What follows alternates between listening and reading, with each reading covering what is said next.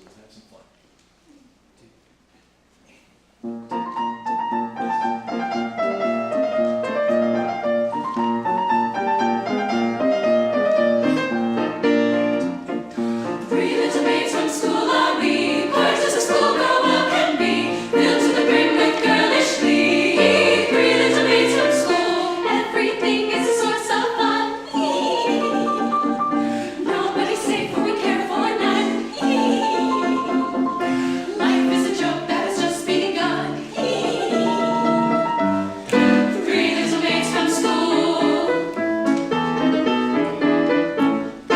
Three little maids who all unwary come from a lady's seminary.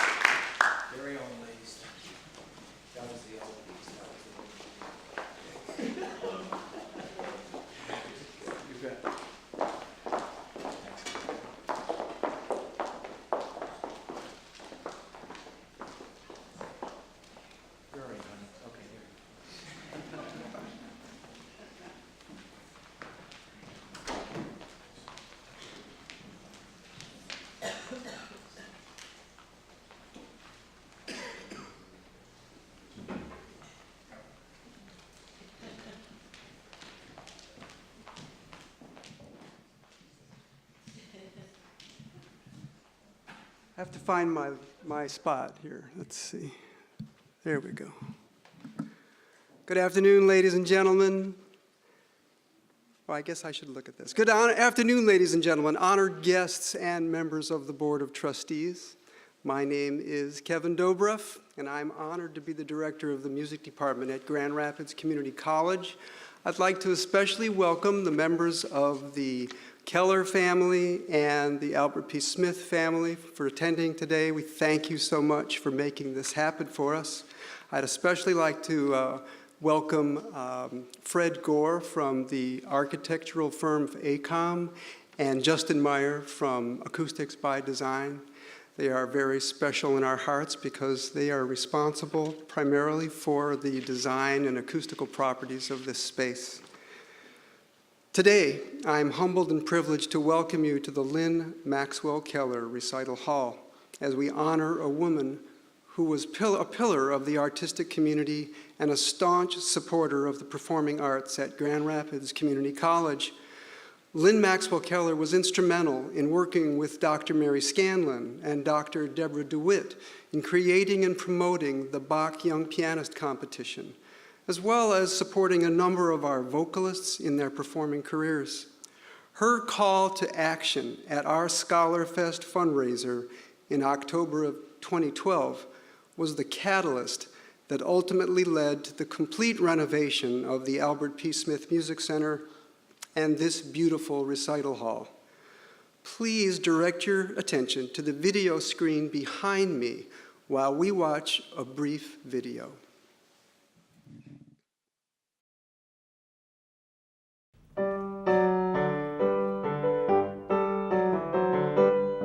My name is Linn Maxwell Keller, and I'm the founder of the Grand Rapids Bach Festival.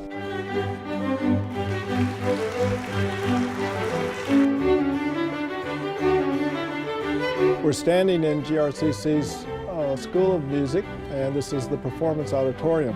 When originally built, this was a gymnasium back in the 1930s.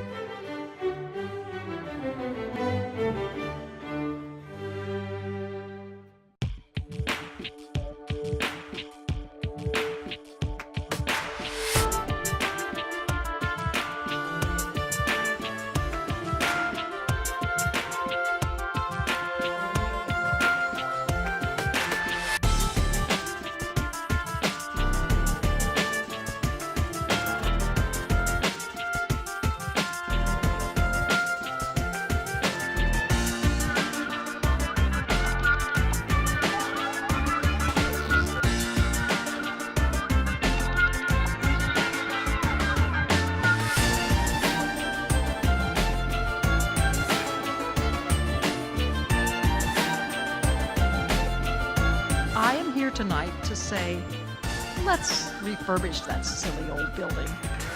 Come on, I want to hear it we got to make it happen, okay?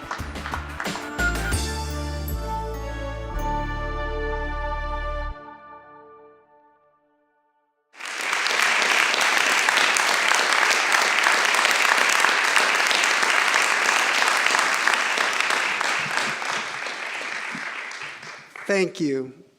Thank you, Lynn, and thank you, Steve, for working to make this place a wonderful space for teaching and learning. Thank you, Class Quant and the Media Services for creating that video. Now, I would like to introduce Dr. Bill Pink, the president of Grand Rapids Community College. Dr. Pink.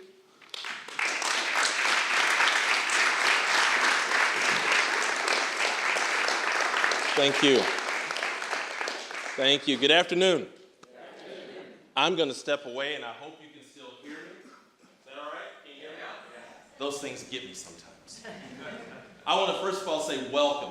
Glad to see each and every one of you here for what a grand occasion we are able to experience. This opening of this beautiful facility, the official opening, is a special day in the lives not only of this institution and the people in it. It's a special day for this community here in Grand Rapids because we will see so many beautiful and wonderful performances right here in this space and that we can all enjoy for years to come. I want to also take a little more time, as Kevin mentioned, to say welcome to our Board of Trustees. We have several who are here. If our three board members who are here, would you please stand at this time and be recognized?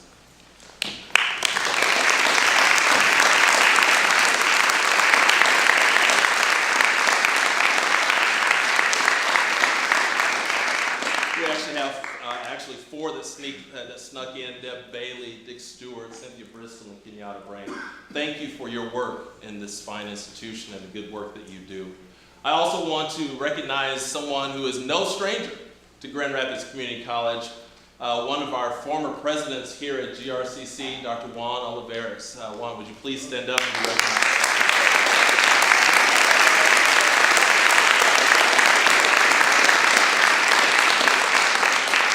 So much for being here. And finally, from a recognition standpoint, I have seen some of our foundation board members who are here this afternoon. Would you please stand and be recognized?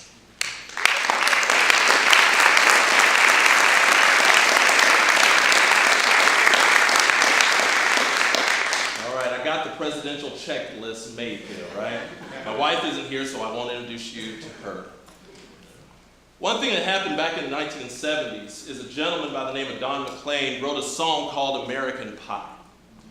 And in that song, he spoke about a horrible plane crash that killed three very influential performers, the Big Bopper, Richie Valens, two of those who died that day. And what was so tragic about that song is that he talked about and had this line in that song that was very simple yet pierces your heart when you hear it, because he talked about the day the music died. And what that means to me is that music in my life, in many of your lives, in the lives of Don McLean and others, music means a lot, doesn't it? Music in my life usually was something that woke me up and put me to bed. And sometimes those songs would be something that I heard in the 70s. Sometimes it was Stevie Wonder, sometimes it was Temptations, sometimes it was the Eagles.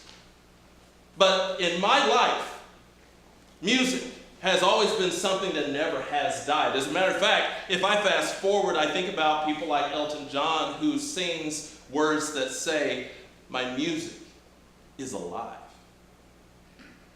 And indeed, what we have here, friends, in this place, is that we have the opportunity to really see how music lives, how it is alive. In the lives of the young ladies that you just heard, you can tell it's alive in Dr. Steve Bartley's life, right? Well, you gotta be all excited. In Dr. Boss, in his work, music lives. It's alive. And it will remain alive in this place for gifts like what your family has given, Fred. Because we get to celebrate each and every time that we are in this place the life of Linn Keller. We get to celebrate that every time, because the gift that this place has and the gift that you and your family have given us is the gift of living when it comes to music. So we celebrate that today. We celebrate this space, we celebrate the life, and we celebrate this legacy of Linn Maxwell Keller. We thank you for that, Fred. We're grateful to you for that. I want to introduce to you an individual that truly is has been a huge catalyst, not only for this institution, but even more specifically, a huge catalyst for what we are celebrating today. This wouldn't have happened at the extent that we're seeing without vision from Steve Ender. Because with what he saw and what needed to happen in this building, in this place, was that our music students and our community of Grand Rapids needed what went from basketball to Bach. They needed a space to be able to celebrate and know that the music lives. Ladies and gentlemen, I want you to help me thank and also introduce to you Grand Rapids Community College's President Emeritus, Dr. Steve Ender.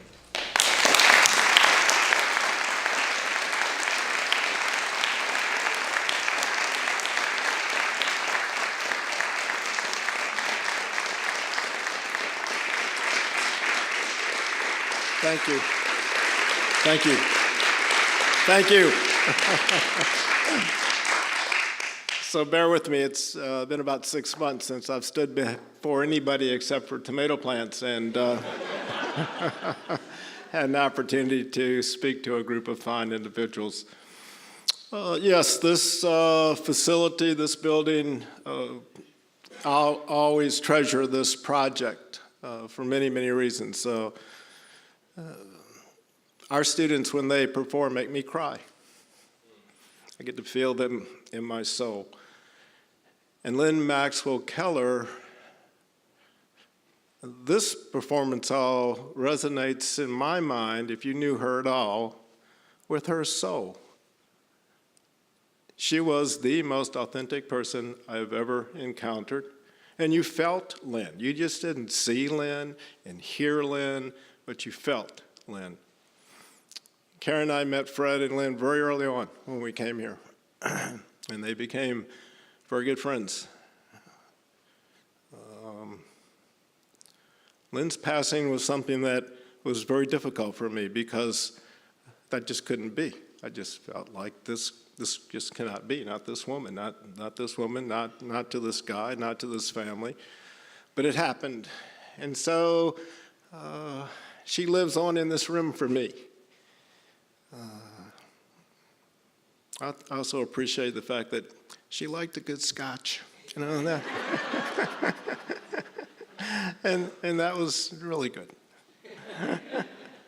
So let me thank you for being with us today, Bill, for your hospitality, and for this college, for the contributions that you are making in our community, and for people like Fred Keller and his family who every time step up when this college called to say, can you help me? Whether treasure or time, they were always there during the time that I was president, and I'll be forever grateful for that.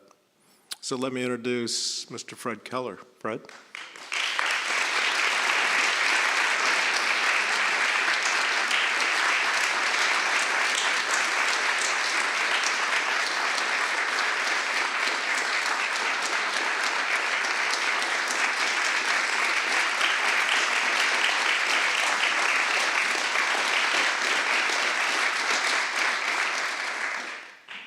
So let me start out by saying thank you, Dr. Bill Pink, Dr. President. This is a wonderful opportunity for us to be able to celebrate something that's, Steve said so well, and that means so much to us and as a family and to the community, I hope, for the future.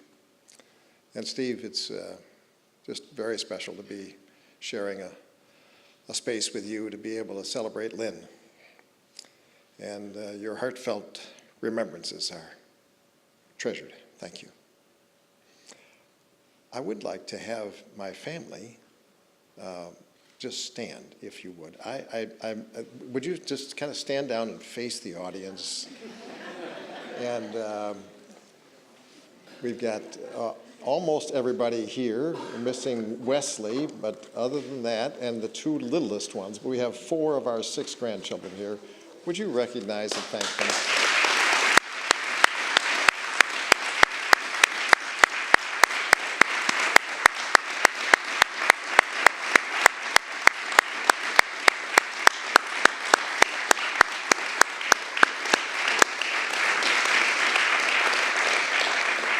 Thank you for that. This hall is spectacular. And, you know, it is exactly what Linn would have wanted. And we had plans for this as Linn was in her final years. And we were thinking about what it might be like. Because performance was for Linn, those of you who did not know her, performance was the ultimate reason that she wanted to do what she did. She did a lot of other things, but performance was her core. It meant so much to her. And it meant so much as the idea that when folks are doing singing, If they're doing it for fun, that's okay. But if you're thinking about doing singing with any kind of long-term thoughts about it, it really takes dedication. And Linn exemplified that every day. That's the kind of thing she did. She was very dedicated to being the very best vocalist that she could be. And she didn't do it just to kind of sing in the shower. In fact, she never did. But she did it because she wanted to perform and she wanted to inspire folks to the feelings that they have as a result of hearing her perform. And this is the kind of hall that is especially good for the kind of work that Linn did. She started her life out as in opera and oratorio work, and you're filling multiple thousand seat halls with a voice, and that takes a very special kind of voice. And it's something that over time, those of you who know the voice world, things change. And when she met our family and joined our family, she put her profession on hold a little bit. And she nurtured and grew our three lovely daughters and saw every single one of our grandsons and her final granddaughter born into this world. And it was out of great love that she extended that and put aside her career for a while. But as she was doing that, she was always vocalizing. She was always a part of, the performer never left her. And she wanted to be able to make sure that she was doing something maybe a little different. She reinvented herself, and she started doing cabaret acts, one-woman shows. And this is the kind of space that would be really good for a nice cabaret act. It's the intimacy that she learned, going from multiple thousand seat halls to being able to break that fourth wall and be able to communicate directly with the audience, that really excited her. And it was, she saw that this would be a very meaningful spot and was very pleased to know that Steve had in mind that maybe this might work. I loved that clip of Linn. That was so classic Linn, saying, let's get this thing done. And that, if there are three things that I think about Linn, one was do your very best and work at it. The second was, and you saw a little of that in the clip, don't conform to this world. She was very much wanted to be thinking on her own and wanted to encourage others to think on their own. And finally, she wanted to be able to be inspiring. And to me, that's what this building, that's what this performance hall carries with it in the future, Bill, is the ability to inspire. The ability to inspire students, the ability to inspire those who are listening and feeling what those performers are bringing. And I've said before that it reminds me that there's an old saying that people may not remember what you said, may not remember what you did, but they will remember how they made you feel. And that's what performance is about. It's about how you feel as a result of that performer's craft coming through. And you learn that in environments like this. And you feel it more in environments like this. This is an incredible, incredible spot. Thank you for this opportunity to be able to provide this and to provide the kind of inspiring memory that I hope will be helpful for students for decades, maybe long decades to come. This is a wonderful opportunity. Thank you for being here. Thank you for honoring Linn in this way. And we look forward to seeing a little bit more of a show here. Let's get on with the show.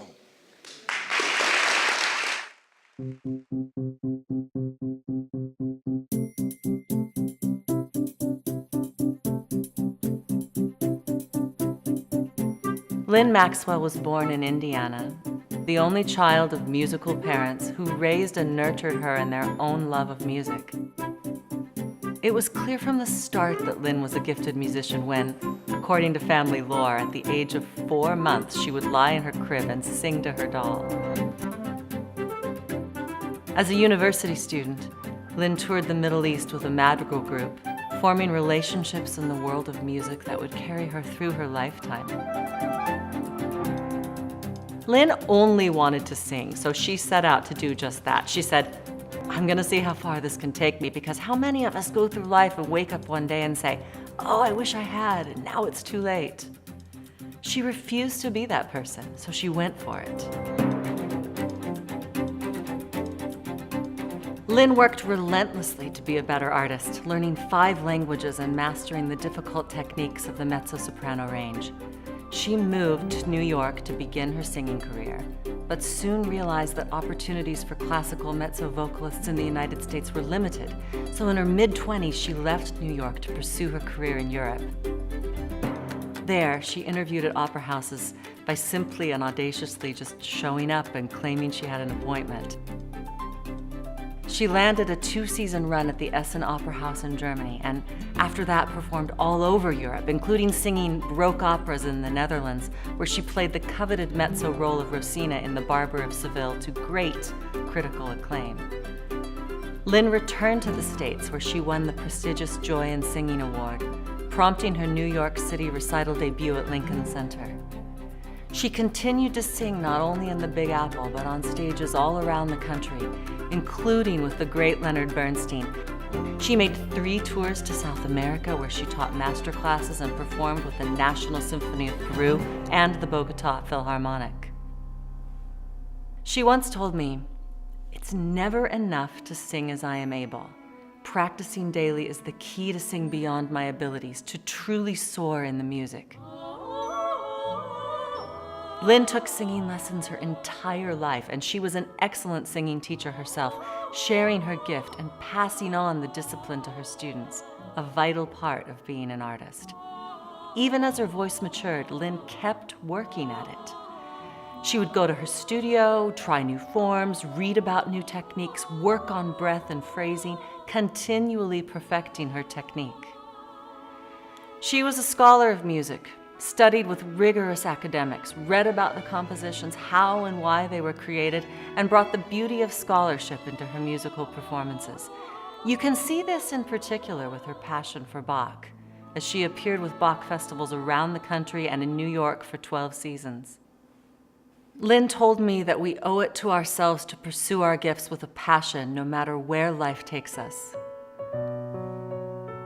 Linn's career took a turn in her 40s when she fell in love and married Fred Keller after the death of his first wife. She suddenly found herself the mother of 3 girls and took on this new life with the same ardent passion and positive spirit that infused her music. Once the girls were grown, she began a new phase of her career. She developed a series of solo shows and 5 Broadway cabarets that she performed in the US and Europe, bringing her career full circle. Linn once told me that no matter what you do with your life, share your love with the world. If you make an artistic or scholarly discovery, it's your duty to share it.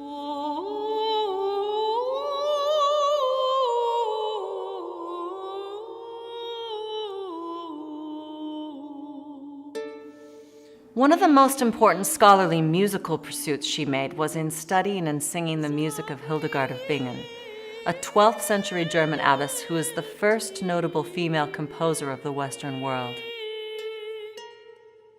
Linn committed a decade to mastering Hildegard's music, learned to play the ancient instruments, formed a recording and touring singing group, and developed a play which premiered in Scotland and went on to more than 98 performances worldwide and culminated in a film of the play in 2012. The feather flew not because of anything in itself, but because the air bore it along. So am I, a feather on the breath of God.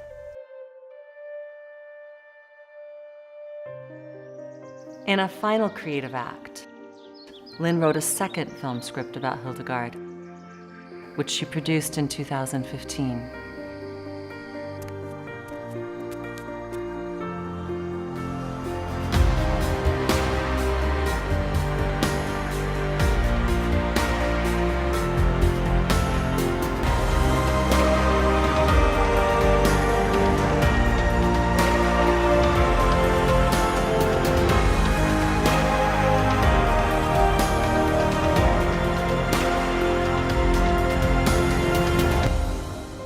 Wake up!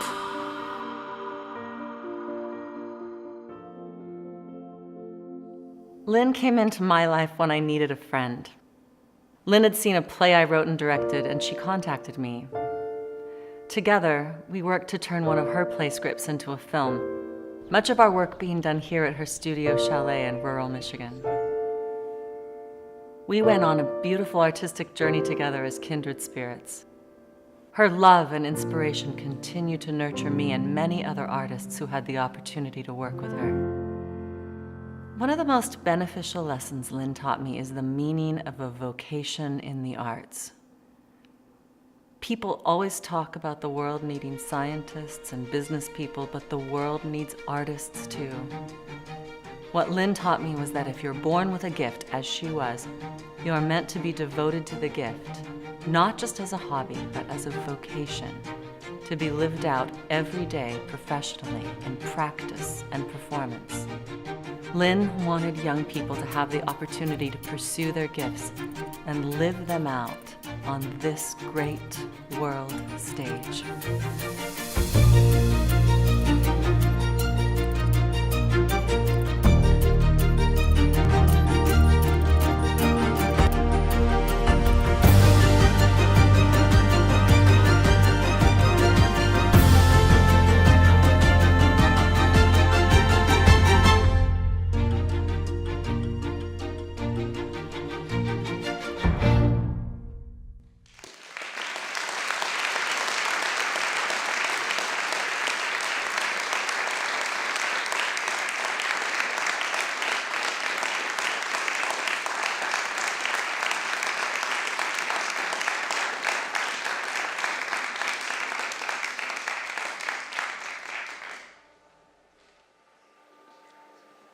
Well, that was pretty amazing.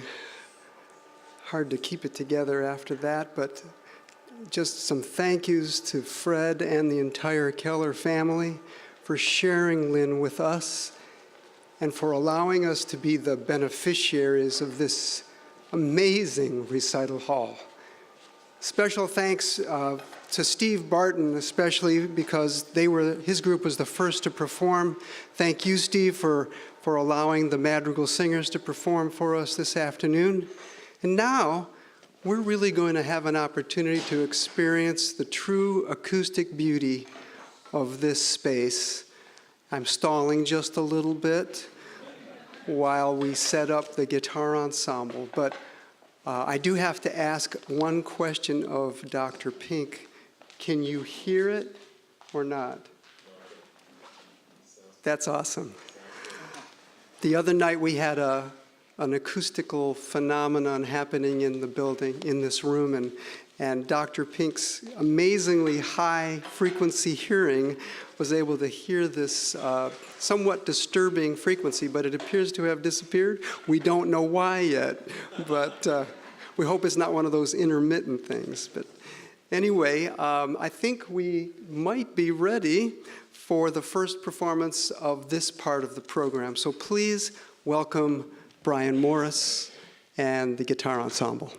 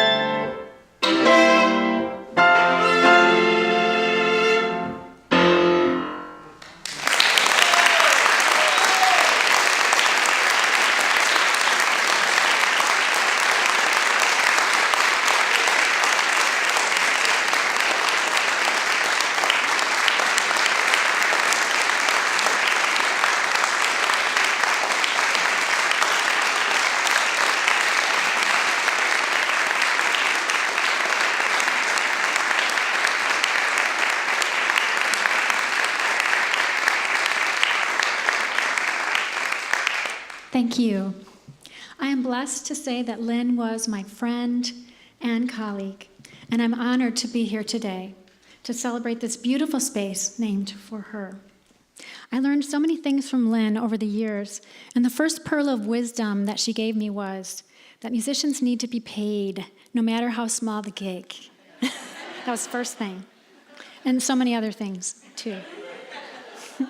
She inspired me in so many ways. The two for which I am most grateful are her perseverance and tenacity as she kept finding ways to share her gifts, or as Fred said, kept reinventing herself. She has been a huge inspiration to me in this regard. Equally important, every time I witnessed a performance by Linn, I came away incredibly inspired as a performer. I've chosen to sing Glitter and Be Gay from Bernstein's Candide because the personal story surrounding it illustrates Linn's passion for giving the music your best efforts as a performer.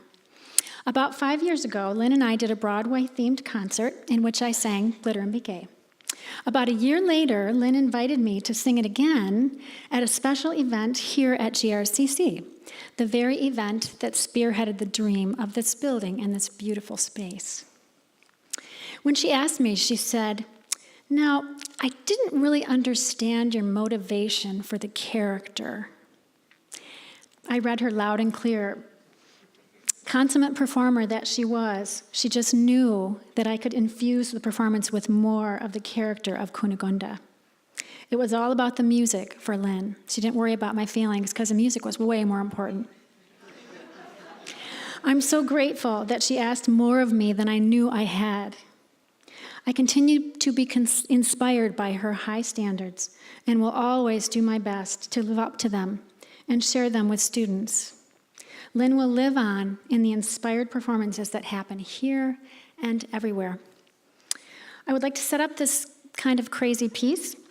In the fantastical story of Candide, star-crossed lovers, Cunegonde, that would be my character, and Candide, have gone through impossibly catastrophic circumstances, which eventually lead Cunegonde, who is of noble birth, to be kept by two very wealthy men.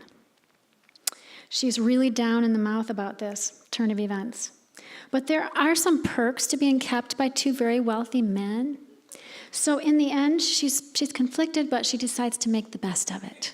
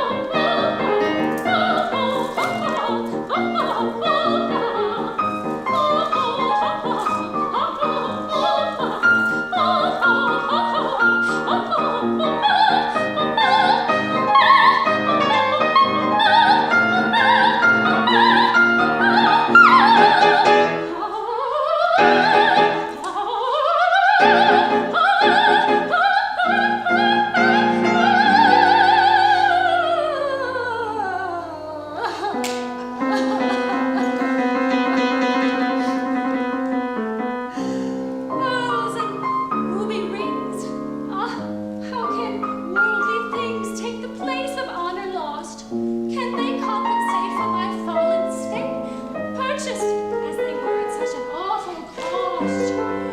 Bracelets, lavaliers, can they dry my tears? Can they blind my eyes to shame? Can the brightest brooch shield me from reproach? Can the purest diamond purify my name? And yet, of course, these trinkets are endearing. Oh, I'm oh so glad my sapphire is a star. Oh, I'd rather like that 20-carat earring. Oh, if I'm not your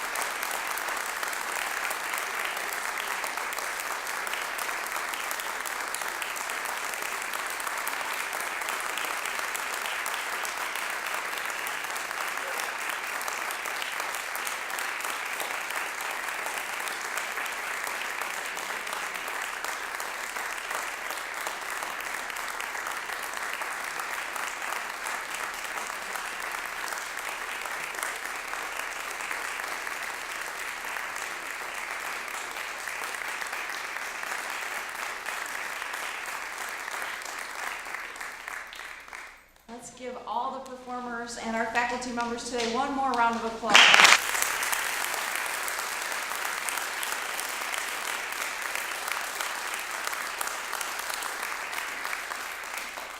So as you've heard this afternoon, Linn Maxwell Keller played a very important role in both this community and throughout the world with her music, and she was an absolute wonderful human being.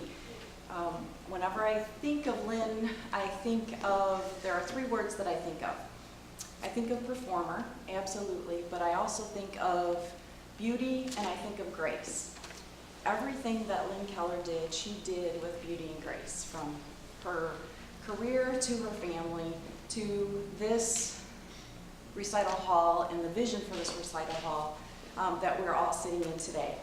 So I want to say again, thank you to the Keller family for allowing us to stand in this facility and allowing us to have this facility graced with Linn's name. We thank you very much, and we hope that you realize how important this is and that this is a huge part of Linn's legacy. Our faculty will be working with students and teaching the same things that Linn was teaching throughout her life for many, many years to come. And we're very thankful.